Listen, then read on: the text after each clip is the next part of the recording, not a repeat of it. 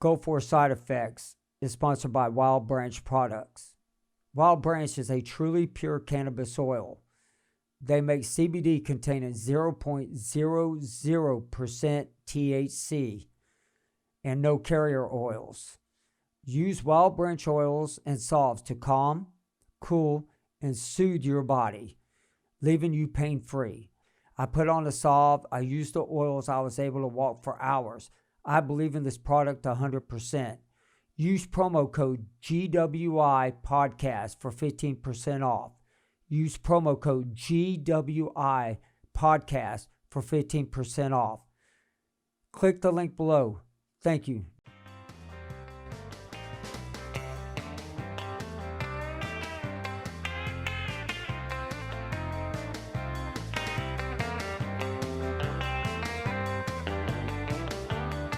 Welcome to Go For Side Effects. I'm your host, Kevin Simon. This special edition tonight, and I am calling it a special edition.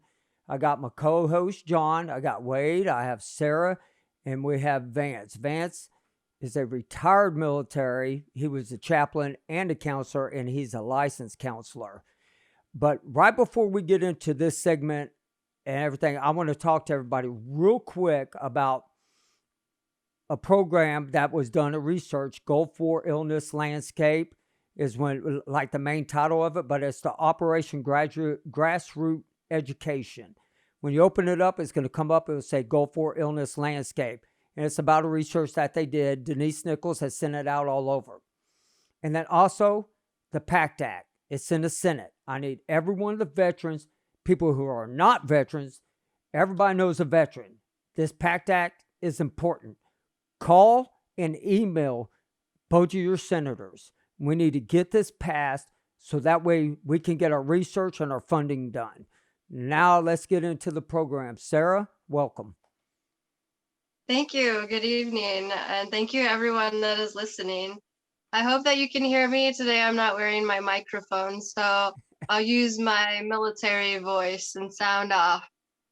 This evening's show, we have a fellow veteran, as you heard Kevin Simon say earlier, Mr. Vance Whipple, and I met him here in Washington State as I was going through my medical care. I had reached out to our veteran family, and he was one of our veterans that is an amazing individual. He's a licensed counselor. He's just a great addition to our chronic multi-symptom illness warrior group, and I'm glad to have him on the show tonight. So thank you. Without any further ado, Mr. Vance Whipple, go ahead and tell us a little bit about yourself. Thank you, Sarah. My name is Vance, and I served 30 years in the Army and the Reserves, and then another 5 as an officer in the Guard, chaplain at that point in time. I have since gone on to get my doctorate in divinity, and I focused in mental health and chaplaincy. So fortunately, the state of Washington looks at that and says, okay, you got lots of counseling experience. You can come on in, you be a counselor. So I spend most of my time every day working with veterans and police officers. All are suffering. And I want to let everyone out there know that no matter what you believe, if you believe that counseling is for weak people, counseling's not for me. I'm telling you, as veterans, we all need somebody to talk to. I know it's great to talk to our buddies, talk to our friends, talk to our battle buddies, but having somebody who does not have a stake in what went on with you, having somebody who's been there and done that, but is non-judgmental is really important, because unless we can talk through the things that we've dealt with and be able to have somebody at least go and hold our feet to the fire there, we're not going to go anywhere. We have a resistancy as service members. They're always taught that we need to do this on our own. We're tough. A lot of us have heard, suck it up, buttercup. Well, you're not in service right now. And we are your battle buddies. We are the ones that are there for you. Counselors, especially those that are vets, understand this. And what I've come here to do is say, look, you need help. You don't want to go to a counselor you don't know. You can talk to me. Sarah was really good at saying, hey, we need somebody who's available and ready to help. And that's what I'm willing to do. I've got 20 years of counseling experience. All right. Dealing with PTSD, moral injury, um, traumatic brain injuries, military sexual trauma. You mention it, I've probably dealt with it. All right. I have my own demons I deal with every day as well. So don't be afraid to talk up, to speak out, and ask each one of your friends how they can help, as well as reach out to me. I believe one of you has my email address to give out. I have it. I have Okay, it. I great. Well, I have it, but I gotta look it back Okay. up. The email is vance.whippo@live.com. Is that a good email for you? That one works. Vance.whippo@live.com or vance@whippocounseling.org. Okay. Either of those works. I like the counseling one a little bit better, which I think is great. I think it's awesome. Thank you so much for coming on to the program. When we started this, when Sarah reached out to me and she was like, hey, how do we get these groups together and start getting these people's help? And because everybody has their own issues that they're dealing with, but we're all going through the same thing. Nobody knows what is going on with us. We know what's going on. We know what happened, but I went to the VA yesterday. So let's talk about that. And so when I went there, Vance, the first thing that came out of their mouth was, he goes, my neurologist goes, Kevin, the tremors, it could be something. Psychosomatic. Yeah, psychosomatic. That's the word he used. And he goes, from PTSD. And I said, well, I don't have PTSD. And he's like, oh. And then he was like, well, it also could be that you're just thinking too much about it and it's happening. And I'm like, no, that's not happening neither. I was like, you put me on medication for this. And he would not diagnose. And here's the problem that most of the veterans run into, where this, to me, it made me feel a little bit more depressed. Not only did he not have a diagnosis, but he lives in May. I'll never see this doctor again. So I had to start all over. How do us guys deal with something like that? Yeah, the VA is very frustrating. I've been dealing with them myself for my own issues for years, and not getting very far. Right. But once again, we know that we're all suffering. And that's what we need others to recognize that. We go in there, they don't want to diagnose. Yes, we'd like to go and get something taken care of, but we just need somebody to listen to us and someone to understand. We don't always get that with the VA. It sometimes feels like they don't get it. That's where we have each other. You go and you talk to your buddies. You come talk to me. We're dealing with the same thing. Problem with the VA system is we get ourselves so tied around this and get tied up in knots because it's something that's not being fixed. And when we have that issue, we just feel like we're going nowhere. But no, you're not alone. And that's the big thing, is knowing that you're not alone. taking the time to listen to your buddies makes me feel better as well, right? You just got done with the session and you didn't feel any better. Why do you think that was? I have no idea. No idea. Was it because they didn't diagnose you? Or is it because it's been the same thing going on and on and on? I think it's the same thing on and on. And and the first words that came out of his mouth is, because I brought up about the Gulf War and all the exposures. And he comes right out and says, yes, y'all are exposed to a lot of stuff.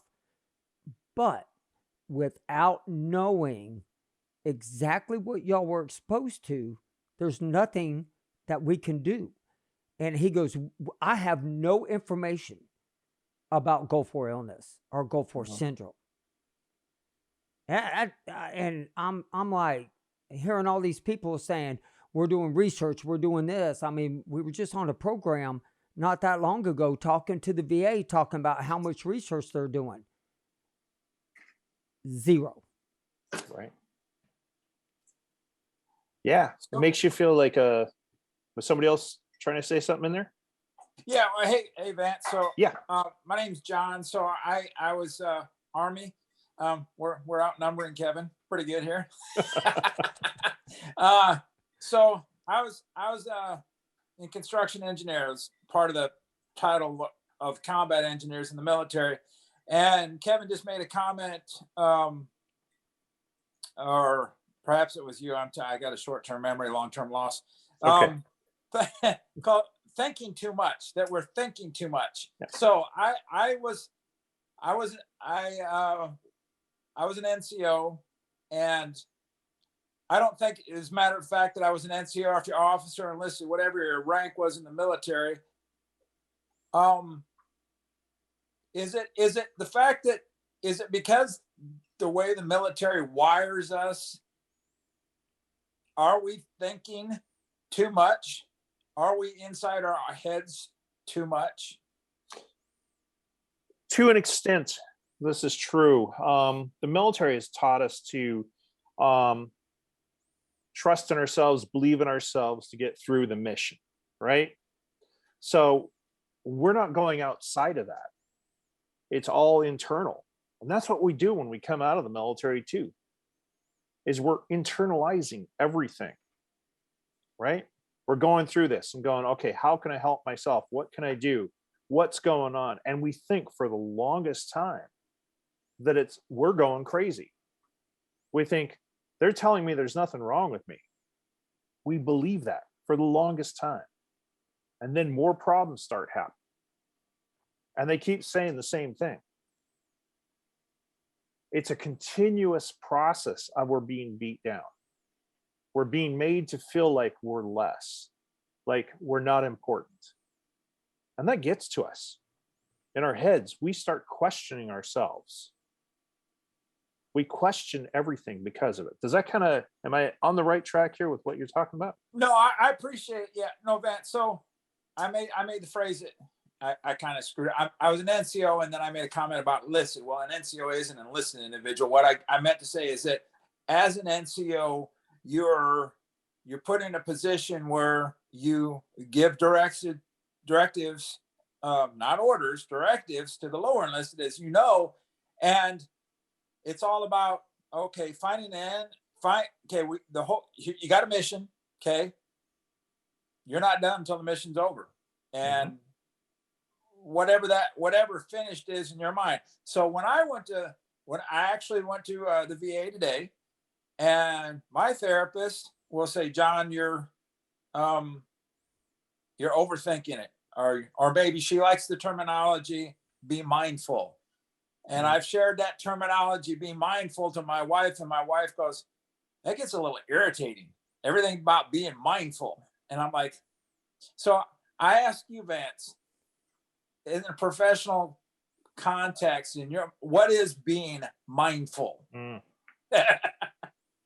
Being mindful is the idea that we're in the present. All right. We're not thinking about the future or the past. All right. there are some scientific research to show that if we're focusing on the present, we're not letting the past experiences focus where we're going, and we're not worrying about the future. In your case, this is not the situation.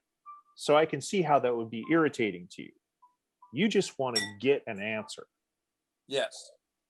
And you're not getting it. Correct. All right. There's a little bit different of a point of view from what they're saying and what you need. All right. And unfortunately, the VA is not the best place to get our answers. All right. Especially as things are right now. The individuals who are in charge are put in there for political reasons, and they use that to move on to their next step. So the doctors are decent, the therapists are decent, but there's no incentive to find a cure for the issues. All right. They don't know. They don't have the research, is what they keep saying. There is research out there.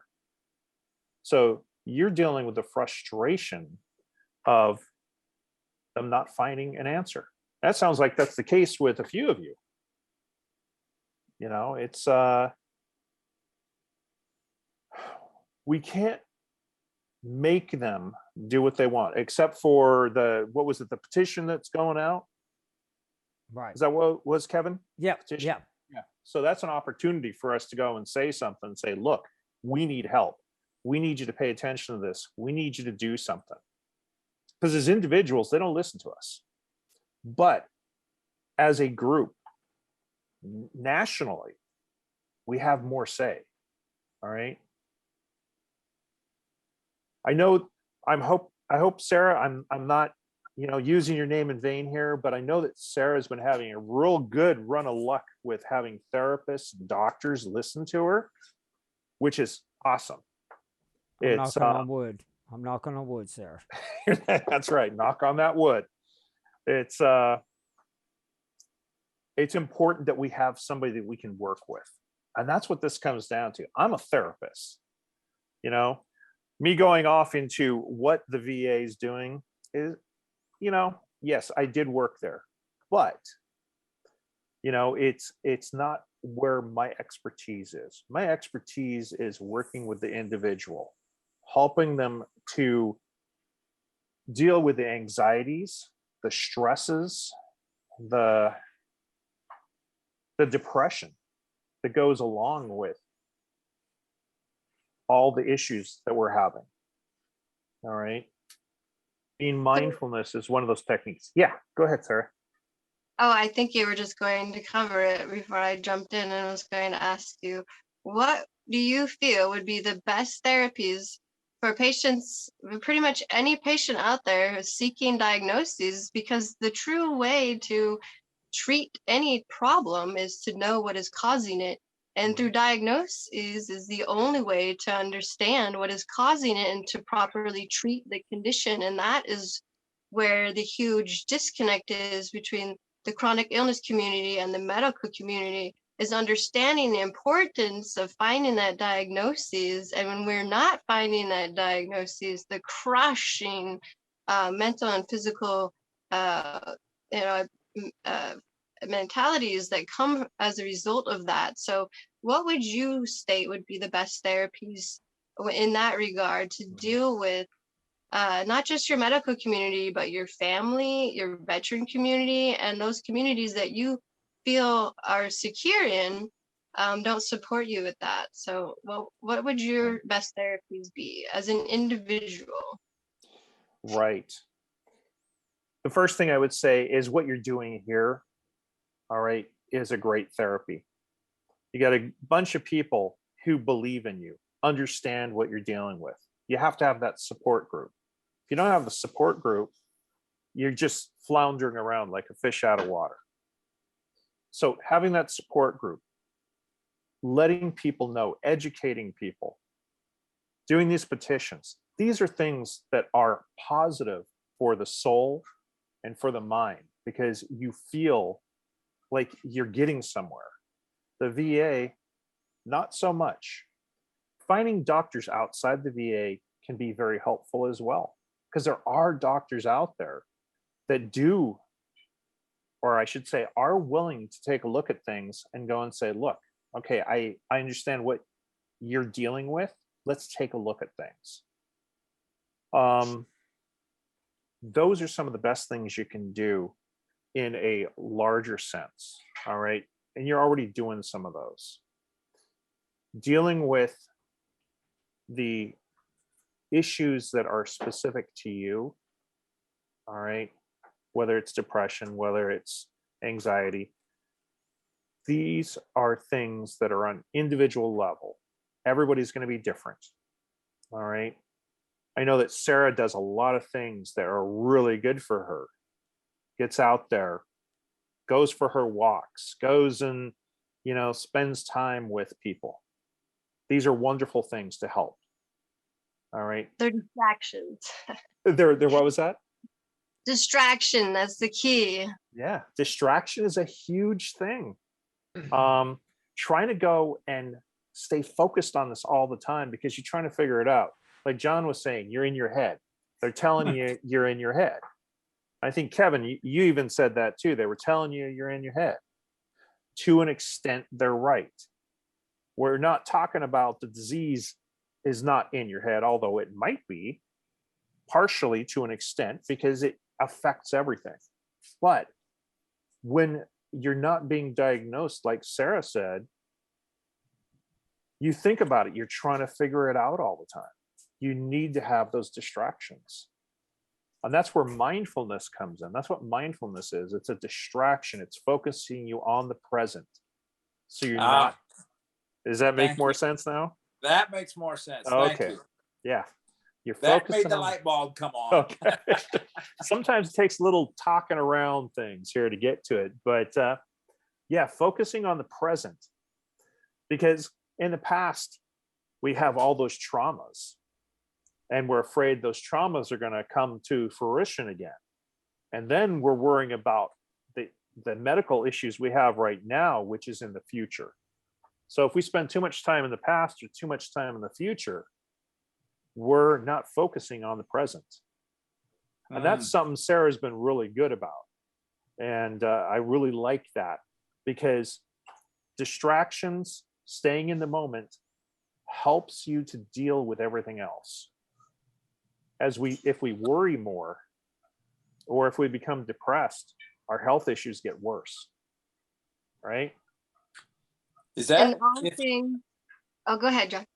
No. Well, I was just going to say, if you worry more, my mother used to tell me that if I wasn't worrying about something, I'd think it's something to worry about.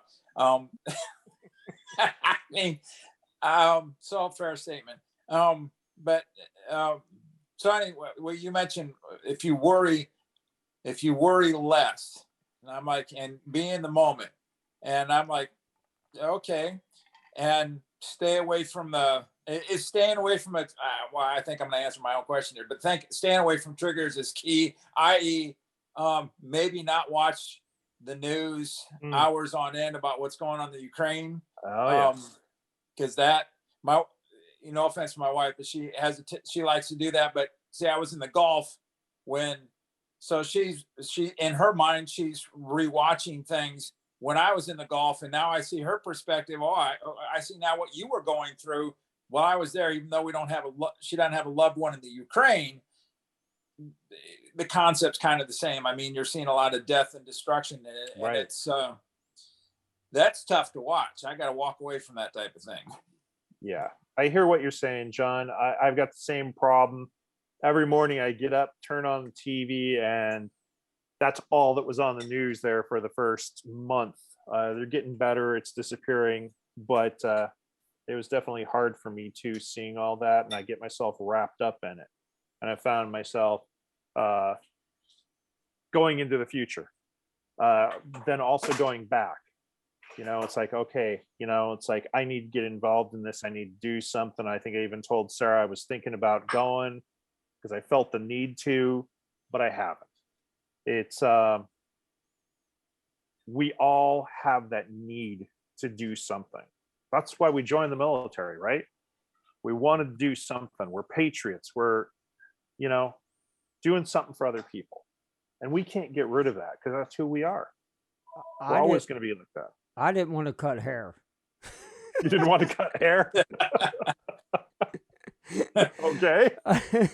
No, but you know, I thought the Navy would always be cool, but I didn't want to cut hair with the family. Well, I cut hair with the family now, but you know, Right. I miss it every day. I want Wade to jump in here.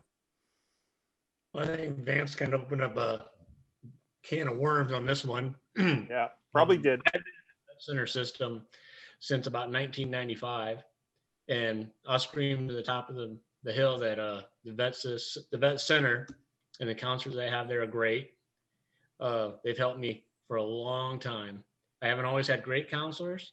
I currently have an awesome counselor.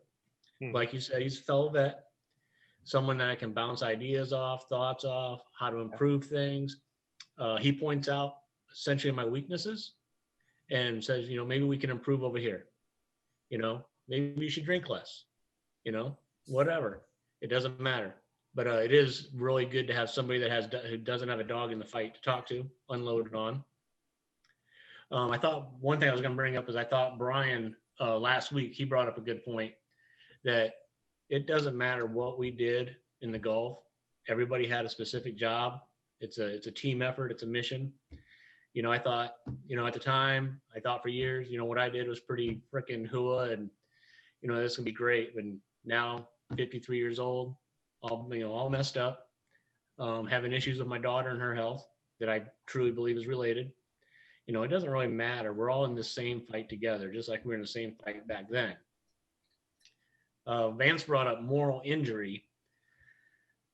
I'm not exactly sure what that is. I feel like some type of a guilty sensation. Mm-hmm. And I did have a friend that he quote unquote suffered from moral injury. And he was trying to go out and do great and wonderful things, and he has with helping vets. Mm-hmm. I never saw it. I never understood it. I never really wanted to understand it. I was in the infantry, the 82nd Airborne, so we got to see some, you know, pretty nasty stuff. And never since the time I left there have I ever felt guilty about anything, where I should have been more accepting to him that he doesn't have my mentality. Everybody's different in the head. Right. And so, I mean, I feel guilty about it. It killed a friendship, but that's where I'm at now. I know I was in the wrong in that situation. Yeah, it's interesting. We can all go into the same combat zone. We can come out with different injuries. Moral injury is one of those newer things that they used to lump it in with PTSD. But as we found that some people come out and they don't have PTSD, but they still have this depression from moral injury. And moral injury specifically is the idea that we were taught certain beliefs, certain morals and ethics, and then we witness something that is contrary to it, or we're forced to do something that's contrary to it. All right. It's slightly different than PTSD. The PTSD deals with the effects of the combat zone, or to the trauma that we've had. It could be military sexual trauma, whatever. But moral injuries is a very specific one. Quite often we see it with people who are brought up in a specific religion where they believe that we shouldn't kill, and then they're forced to kill somebody.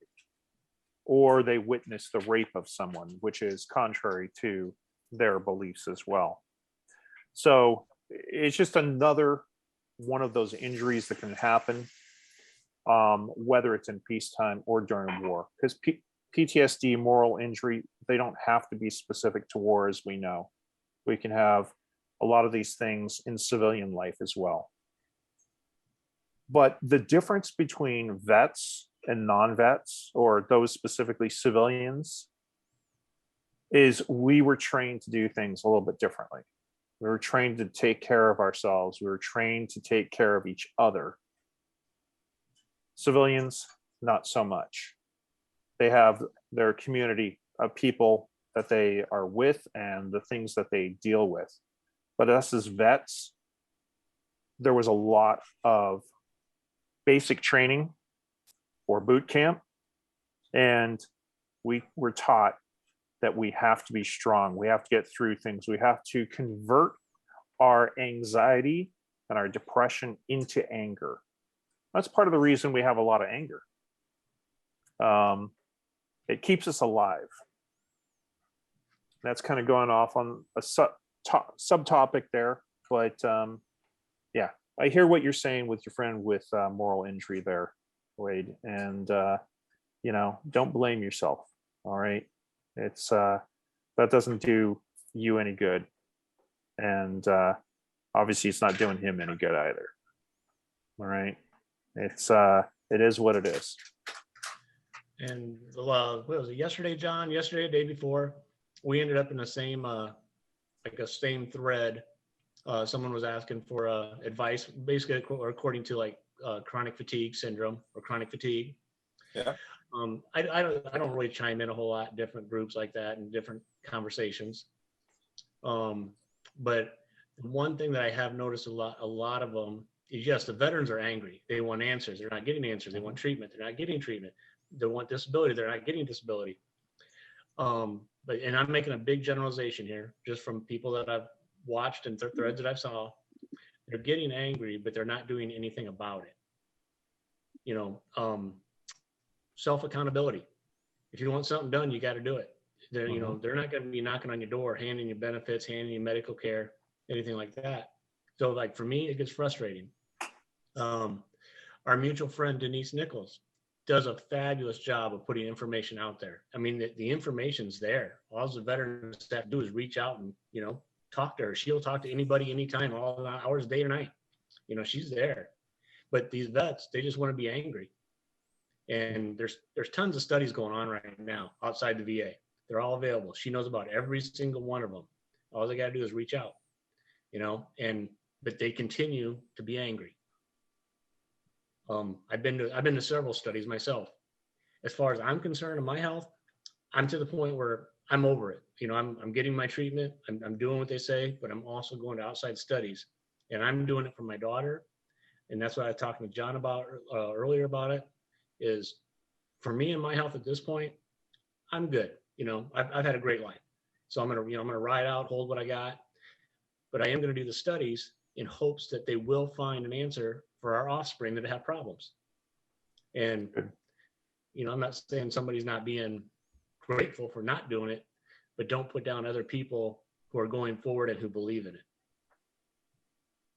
Yeah, no, wait, to your point. Yeah.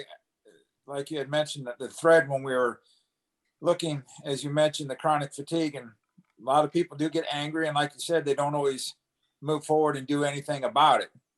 Maybe just throwing stuff in the text on a particular web page, they're kind of spitballing and they got to want to do something about it. And like, I think you had mentioned, I think the last time we all got together that, I just dropped my train of thought. I'm sorry. But yeah, you gotta want to help yourself. And, like Vance said, you got to have support group. You got to talk to other people. And when we were chatting back and forth just a little bit, I was like, I'll try it. We were talking about the chronic fatigue and what you'd tried, and I'm like, what do I got to lose? It ain't. I mean, if you try nothing, you get nothing. Absolutely. You got to be willing to move forward. If you're just going to sit there and spin your wheels and hope like somebody's going to knock on your door, good luck with that. You got to be willing to help yourself. And Sarah, I'm sorry, I kind of jumped over the top of you earlier, so my apologies. No worries. There's plenty of time. I just wanted to state earlier was that in all things in life, we must find balance. And that's so true to what we're speaking to today, especially when it comes to anger. I still have a lot of anger. I am exploding with anger every day. And for the last 12 years, that's how I was. I exploded at everyone. It destroyed my relationships with my family, destroyed my relationships that I cared about the most with my daughters. I had to work a lot to recover those relationships and rebuild what I had destroyed as a result of my anger. And only was I able to balance that when I finally put that anger to where it needed to go. And that was to hold the government accountable for what they did to me, to my family, and my veteran family. And that was a way for me to distract and place that anger where it needed to go and who deserved it the most. And that's why I started Operation Truth.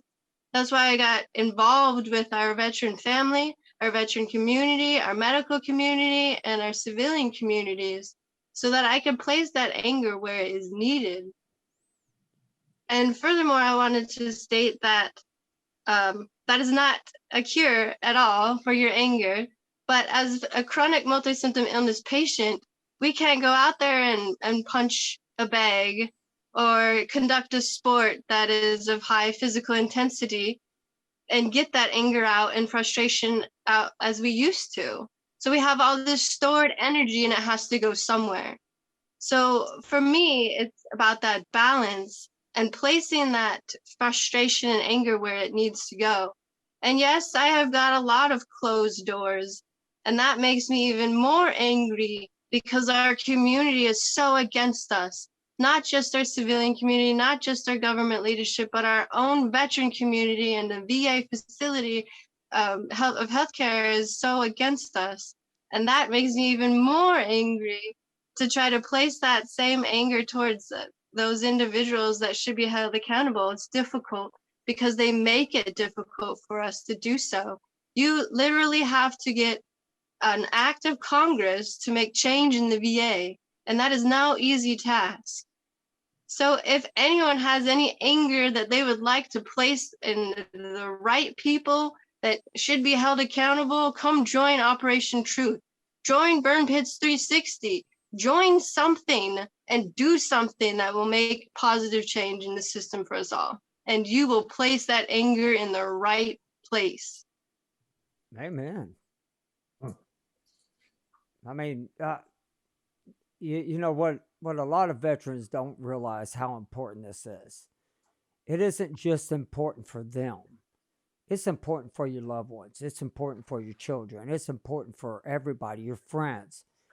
But most of all, the biggest thing is the next generation of fighters. That's what a lot of people don't realize. I spoke on this several times. Y'all have heard it on there. When I first got out of the military, my mom was first time I ever heard her say the F word. And she goes, "You're going to go get counseling." And I did 2 years. I went 2 years. And I don't, you know, when I heard y'all talk about the guilt part and stuff like that, I can see where that's a part of it. You know, there's things that we did that I was happy about. I talked about it. I talk about it more.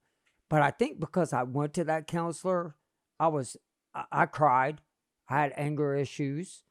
But I'm able to talk to my kids about it and my wife. Like, they never knew until I started this podcast. And like Sarah, when I got pissed off, I started this podcast. It took me getting pissed off. And that's the problem that I'm seeing more, that people are really angry out there. And I want them, you know, I don't want people come on here and share the stories that's going to upset you. I want you to share a story so we can help you. And that's why I started this. It's time to start helping veterans. And that should be our slogan, veterans helping veterans. There is a charity that I believe is a 501c3. If they're not a charity, they're definitely an organization. They I think their name is already Veterans Helping Veterans, but I like that slogan. And it's definitely one that I use as a hashtag all the time, because we are truly the only individuals that understand what we are going through. Peer-to-peer support is incredibly important, and which is why I wanted to have Mr. Vance Whipple on today, so that he could have that peer-to-peer and that counseling aspect, because he has the knowledge to get through it. So, Mr. Vance, I wanted to present another question to you, one Mhm. that has been extremely troubling for myself, and that is feeling like a burden.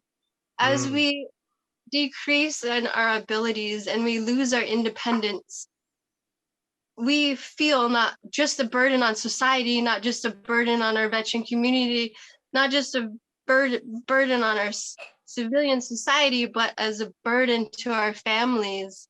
And I almost took my own life last year when I got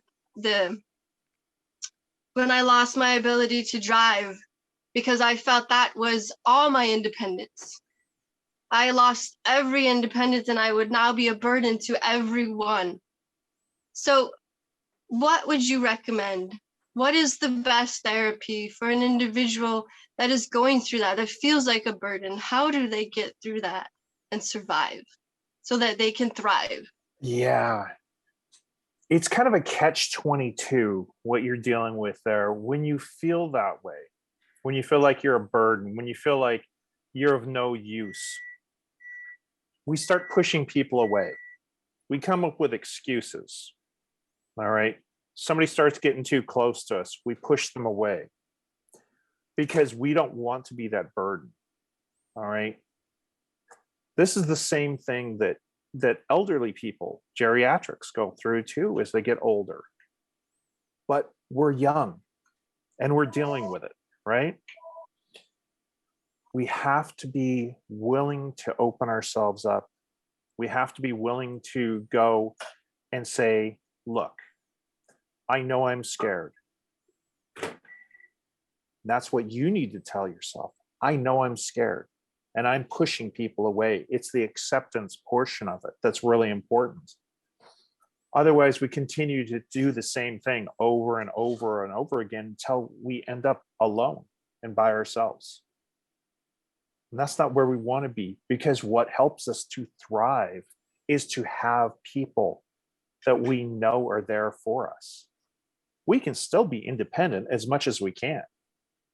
In your case, I know you a little bit. I've seen how independent you are. And you hang on to that like it's your trophy. It's you. I've been, yeah. Yeah. that's you. But There's like you reasons said, for that. Lots and lots of reasons for that. yeah, I know. But But you're making headway with your daughters, which is wonderful. You're bringing them back in your life. You need people. You need this group. You need people to talk to. Being scared is what we all do. We've I been think taught. Oh, go ahead. I was just going to say, I think you hit the nail on the head with acceptance. And that is key, especially for me, was accepting that this was my life, accepting that there is no cure, accepting that in order to be independent, I would need to find a different way to be independent. I could still be independent, not have to rely on people to take me places, not have to ask people to take me places, not have to pay people to take me places. I could still be independent and get there on my own. I just needed to adapt and overcome and accept my new lifestyle, that it was Right. going to be okay, this new lifestyle, and to look out at the rest of, not compare myself to the other individuals that are crippled and disabled, but to understand that if they can live this way, so can I. Right. But there's also that other aspect there too. We always want to compare ourselves to other people. That's in our nature as human beings. And that's where we get it wrong sometimes too. When we start comparing, we start seeing the little things that we either have or don't have. We see that in social media today with the younger generation. They're so scared about what they don't have or what another person does have. We're like that too. Maybe not to the same extent, but when we start losing our abilities to do things, we start clinging for those things. We start reaching for those things. And those are the things we need to realize. Do we really need that? What we really need is we need friends. We need people who are going to be there for us and not push people away, because that gives us strength, right? Absolutely. The right people, not the toxic Yes. one. Yes, you don't want the toxic ones. Hey, you know what? Kudos to you, Sarah, for accepting things, because I will be straight up and say, my therapist, Julie, phenomenal. Her and I get along. She's taught me a lot, but acceptance is not something I am worth a crap at. It's a really hard pill for me to swallow, because acceptance mean for me, it's like, okay, it is what it is. And I know, Wade, you had mentioned that. And the vast majority of us all military, we've heard the term 1,000 times. And sometimes we say it, it is what it is, and freaking move forward, right? Yeah. Every day. And Wade was kind enough to share something he had found for chronic fatigue. And that was essentially when I was talking to Wade, and it's because I'm looking for another outlet. I don't want to just accept it for my chronic fatigue for what it is. And when I say accept, it's mean, okay, I'm gonna laugh at myself. It's being mindful, right, Vance? I got It's okay. Crap. It's just Sarah, when you're accepting things, I can't even imagine, because we've all have our struggles with the various things, and not being able to drive, and one thing after another, and it's like, but that's when talking to people is really important, and I think it's military people, because the civilians, in my opinion, they empathize, but they haven't worn the uniform. They haven't been in they haven't been in our positions, and you get that military mindset, and you hear that, I'm all ears. Let's talk, because you get it. Whoever, a fellow veteran out on the East Coast that I was talking to, she says, I don't want to be acknowledged as a woman. I want to be acknowledged as a veteran. We are all treated the same. And then her and I had a rather lengthy, phenomenal conversation. And I'm like, it's nice to hear that perspective, because you don't always get that. So, Well, on top of that, also is, all of us. That's why I brought y'all three in with me on this, on this round table.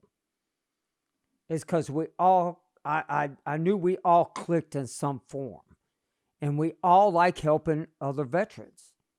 And I think that's the key thing, is each and every one of us, we were all in this service, even though I was in the Navy, the best one. But hey, no offense, guys and girls.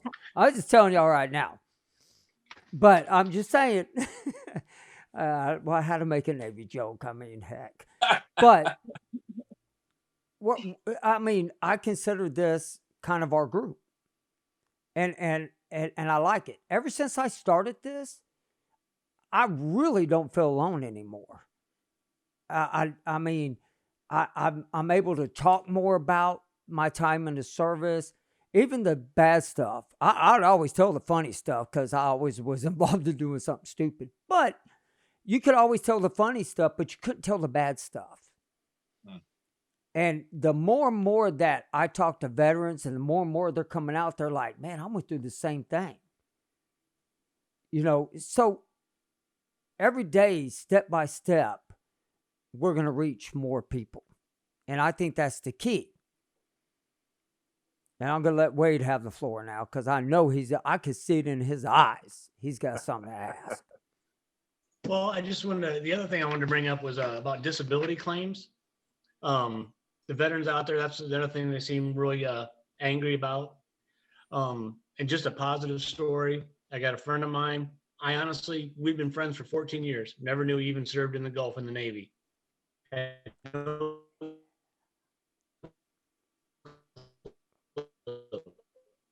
a few years back, I started climbing. I'm like, okay. And told him, hey, you need to go get shot, dude. You're breaking up, Wade. And finally, got him into the V system. And his original day of claim first, and he just received the award letter now. He's at 80%. Be one of those that's down the road is going to have to accept his disabilities that are coming. They've been in 3 years of testing. They cannot find out what's wrong with him. Still, it's a brain injury. It's an undiagnosed neurological disorder of the brain. And but for a lot of veterans out there who are frustrated, just keep at it, keep fighting, get yourself a good veteran service officer, VSO, and just keep going for it. We are essentially similar to the Vietnam vets, where it's been so long that our disabilities are finally getting recognized. I fought with them for over 22 years. He had to fight with them for 5 months. So, I mean, we're getting there slowly but surely. And the other thing that I know one thing that really Denise is really big on is these reports and these studies, printing them off and sending them to your doctors. I'm going to be honest with you. I have a phenomenal primary care physician. She doesn't have time or probably really the desire to sit down and read everything I'm going to send to her. But I did come across it today, and this is from the War-Related Illness and Injury Study Center. A lot of people have heard of it. A lot of people haven't, but they was originally formed for Gulf War veterans. They do a lot of other things, but that's what the original agency was formed for. On their website, they have a Gulf War illness information, if you will, but it's for the healthcare workers and your doctors. It's 3 pages long. Something like that, going to a primary care. I have a neurology appointment on Thursday. I'm going to take a copy of it with this. He's from the University of Iowa. He has no idea about Gulf War illness, I guarantee it. But maybe if he reads this, apparently he's a big wig. I've waited 4 months to get in to see this guy. So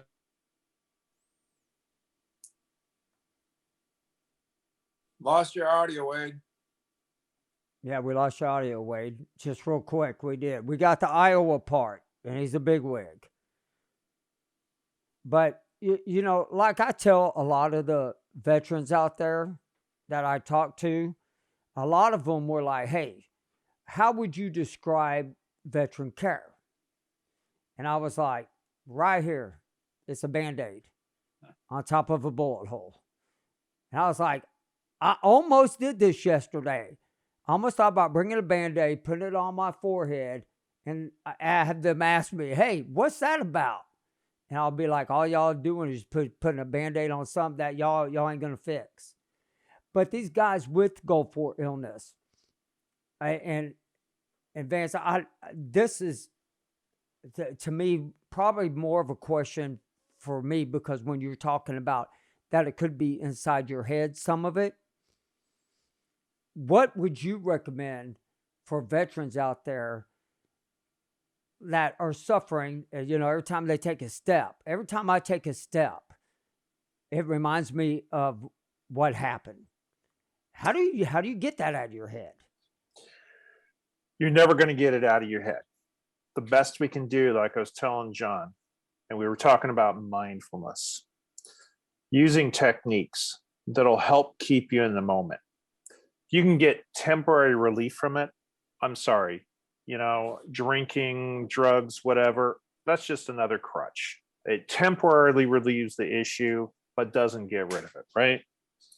So we have to find ways, techniques that are going to work for us. And there's different techniques that are going to work for everyone.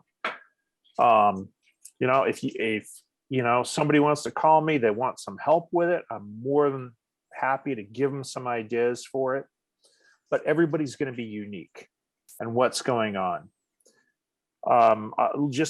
This is sort of related here. Wade was talking about VA claims. I just wanted to say I understand the frustration. I put in my first claim 12 years ago.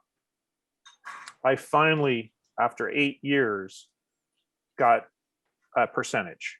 They gave me 10%. I've been in for 35 years. I've jumped out of airplanes. My left leg is a mess. They gave it to me for tinnitus.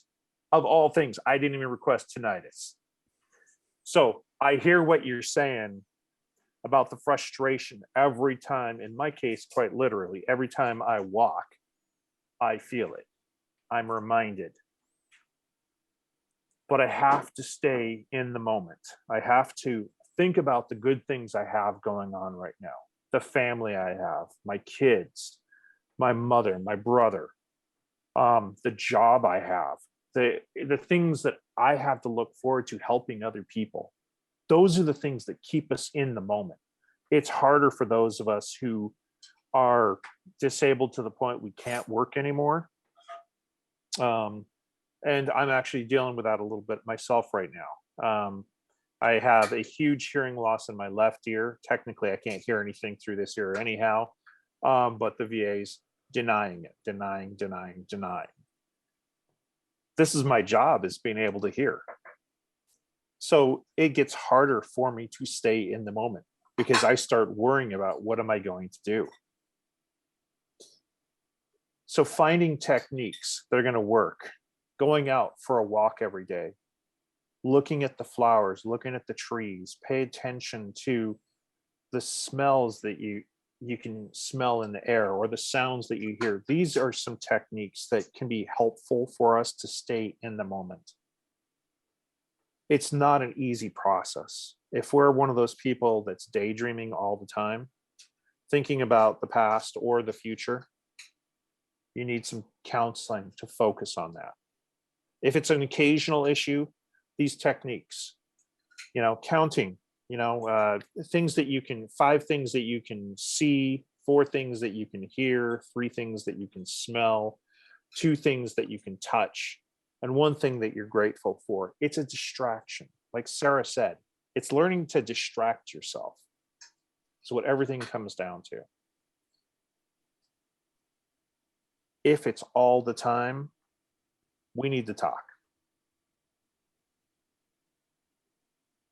Another thing, Go ahead.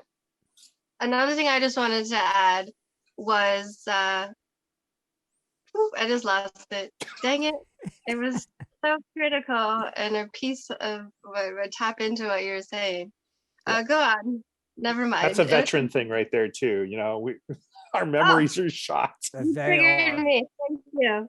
Okay, so what I was saying is routine. We are so used to routine as our military lifestyle that as a veteran, especially when you can't work, it's critical to have a routine. And I'm not talking about specific to time, because every day is different. You might wake up in excruciating pain and not be able to do your self-care until later that afternoon. So routine for a chronic illness patient would be more so project related. Mm-hmm. For example, having a routine that you do at least one self-care project that increases your mental and physical ability once a day or once a week or whatever it can through that your own limitations is key to having you retrain your brain in a way that can get back to what you're used to of a routine. And using that time for self-care could be many different things. It could look like a minimal physical ability, like yoga or something to assist with your physical limitations, or it could be a project that you're working on, like a hobby that you enjoy. It could be like Vance was saying, going for a walk. getting yourself out of that environment that is a trigger is key as well. Because to continue to be at a toxic place is only going to continue to toxify the mind. So routine is important. Self-care is important. And ensuring that you're giving yourself that critical time to be aware of your triggers, to be aware of what you need to do to take yourself out of that mindset. That's very true. And that's one of the things I would work with clients with, is coming up with a schedule, a plan of action, how we're going to go about, getting you back to a routine that is going to help deteriorate the issues you have. The one big thing that I can say, and this comes from being a chaplain as well as being a therapist, we have to give ourselves grace. That's one thing we don't do enough of. Forgiving ourselves for the things that we think that we should have done for the day, or we didn't get accomplished, or we did do. We have this habit as vets of having the goals, and when we don't accomplish those goals, it seems like we've got a lot of guilt going on there. Having grace for ourselves is the hardest thing. We can forgive others, but forgiving ourselves is huge. And that is one of the things that's going to help you move forward as well. So on top of that, just remember grace for yourself. I totally agree with that. And I'm still working on a couple issues back in the Navy days, but almost every time I pray, I bring up a couple of the issues over and over and over. And it's like, how many times do I got to keep over and over and over? I think, some way you got to get past that and let it go. And everything. I think that was probably some of my biggest issues when I was in. I just, some things I just cannot let go. I'm working on it. I'm getting there, but it is just a couple little items, I work through. But I do believe like I tell everybody, I have a great church family. And I mean, I'm telling you, like, whenever I need something, I could call my pastor and he'll be like, come over here now. And I'm like, yes, sir. Get over there and I'll be able to talk to him. And it does, right. It helps me. Right. Having a group like we were talking about at the beginning is important, whether it's a church group or it's a veterans group. There's so many veterans groups out there. Just find one that works for you. You need to find a place where you feel at home. You feel like you can talk. You can go and laugh and joke, preferably without the alcohol and the drug use. But this is how we process things. One of you was talking about how having a vet, I think it was John was talking about having a vet for a counselor or a vet for a doctor is really important. And believe me, I know it makes it much quicker to start that conversation and to feel like you're being listened to. But there are some good non-vet doctors and therapists out there as well. It may take a little bit longer, and it's not them, it's us. Because we have high expectations. Because we want the answers right now. And a veteran makes it easier. We don't have to go through all the acronyms. We don't have to go and spell everything out. Where a non-vet doesn't know those things, but they care. And that's the big thing. So anybody who cares about you is better than someone who doesn't. Yeah, no, I totally agree. I mean, there are days I'll call John or I'll call Wade. I'll be like, hey, I gotta get some off my mind. I mean, I've had Wade one night when I got really frustrated about a certain situation.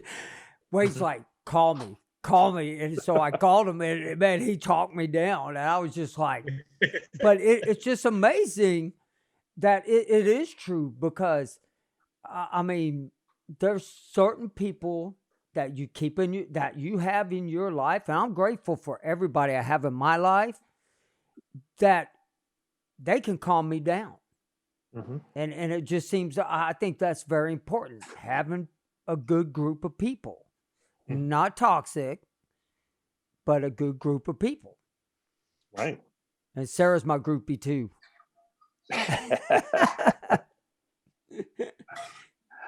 It's a very important thing that we forget about.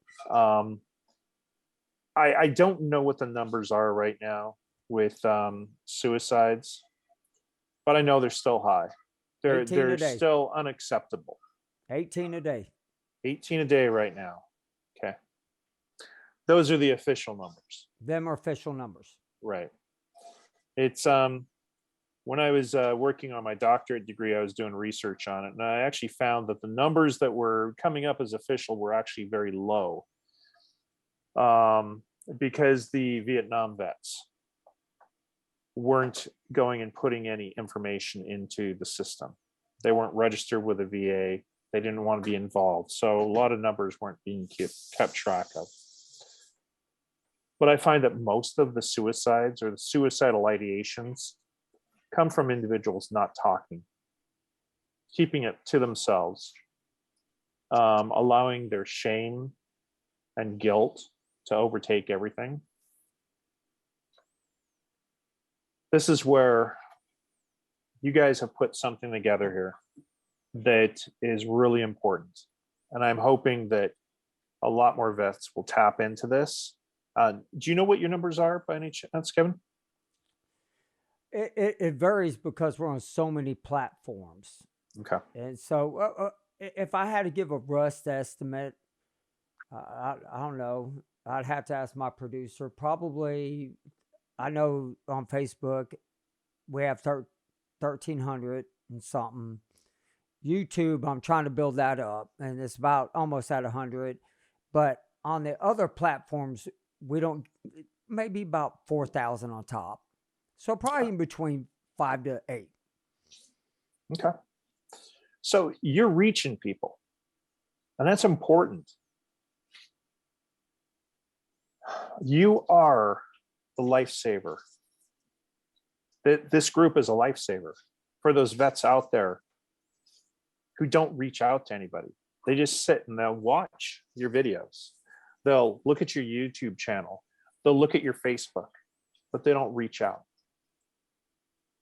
Even if 1% do, you've made a difference.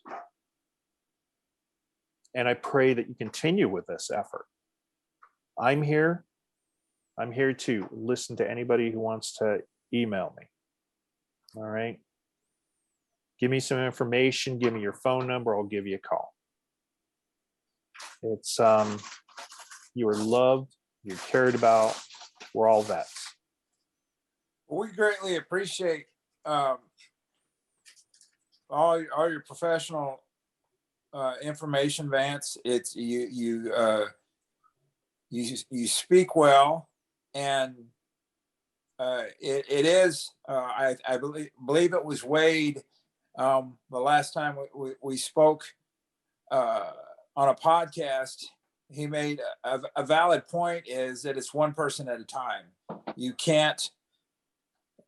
It's exactly that. It's one person at a time. I see somebody on a vet site that is maybe frustrated or whatever the term, angry for whatever reason, and you can't make them communicate to you. But again, I feel okay. A lot of people will say, "Oh, prayers, this, that, and that," which is fine. Then I will private message them and say, "This is who I am. Try and reach out." I can't make them reach out, but I'm like, I'm here. How can we help? How can Kevin, give him Kevin's number? Because, I say, Kevin, this is who, trying to help. He or she may or may not come forward. Here again, we can't make them. It's one person at a time, and hey, if a 1/10 of a percent, any percent, one person,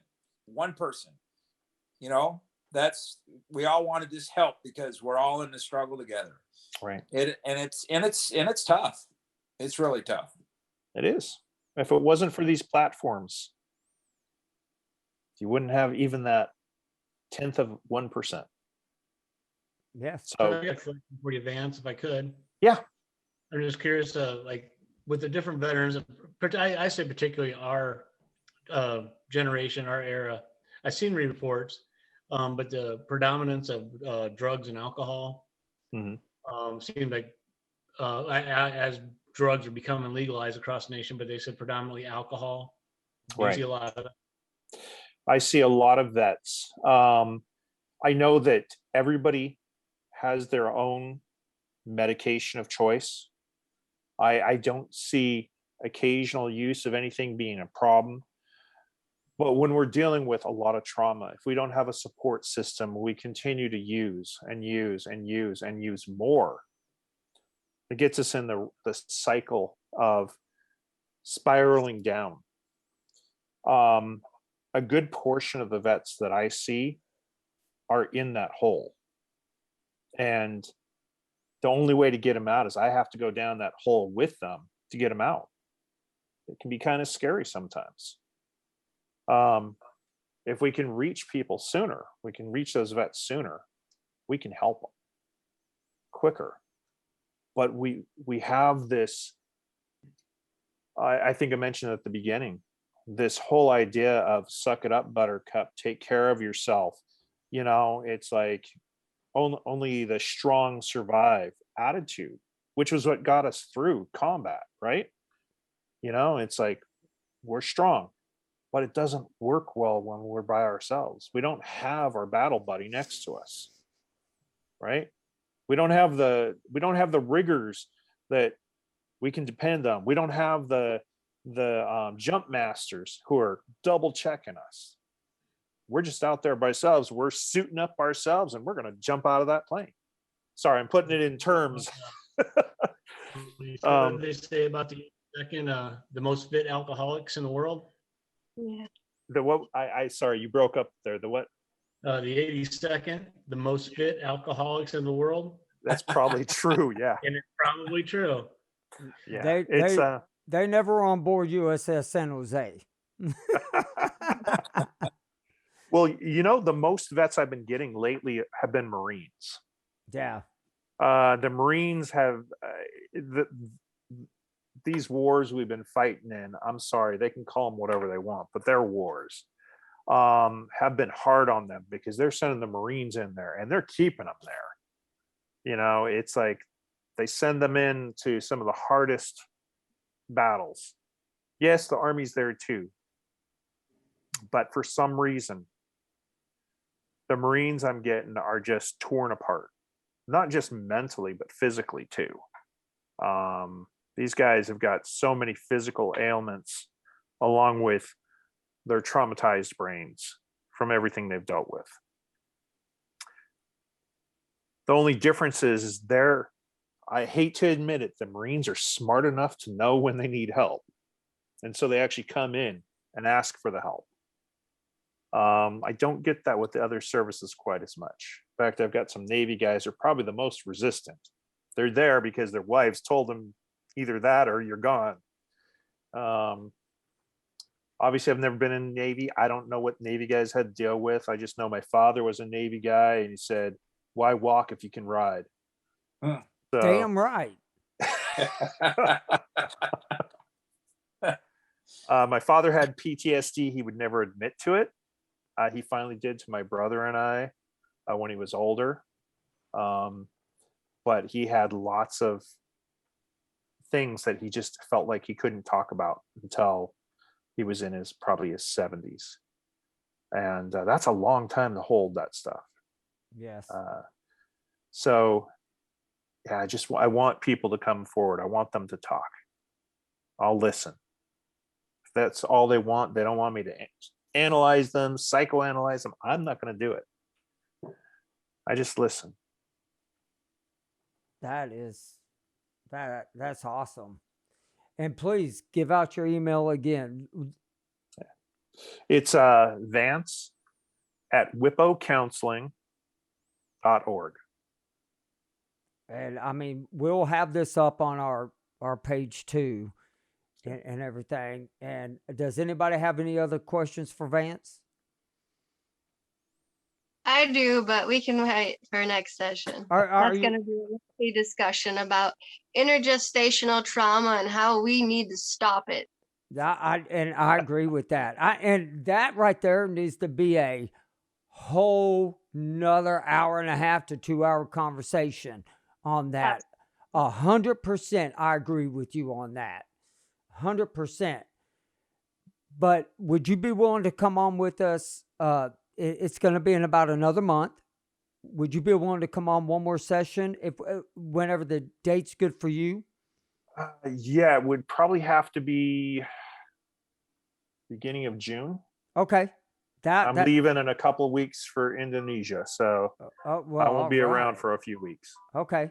And so I'll have Sarah get in touch with you and figure out a good date and bring you back on a Tuesday night. And I think we need to go over what Sarah's talking about. And I think that would be a great topic for next time. But, and next week on the program, we're going to end up having Joe on there. Me and John are. We're going to be talking to Joe, and I'll be talking to John about what's going on with him. But Vance, Chaplain, thank you so much. Sarah, Wade, and John, thank y'all for coming on to the program. And this is my roundtable. I love it. And I'm glad. And let everybody know, give all the kudos to Sarah. Oh, no. Yes, because you contacted me and you said, Kevin, what do you think about doing this? And I was like, great idea. So you deserve all the credit for what this is going on. That credit goes to my team at Operation Truth. Okay. Every month we have a board meeting, and that was something that they put out there. You need to reach out to Kevin Simon and get on his show. And so we did. I think we should do this every month. Thank you so very much. This is awesome. Yes. Well, thank you all for putting this together and making it happen. I couldn't do it without your podcast broadcast. Couldn't do it with all your information and education that we bring to the table at this round table. Thank you so much, everyone, for coming and joining us. And I want everybody to have a great evening and bless every single one of y'all. Thank you. Thank you. Thank you. Y'all please go to my website at goal4sideeffects.wordpress.com or email me at kevinsimon@goal4sideeffects.com. And please help support this podcast and the veterans by clicking on the link below. Thank you for your support.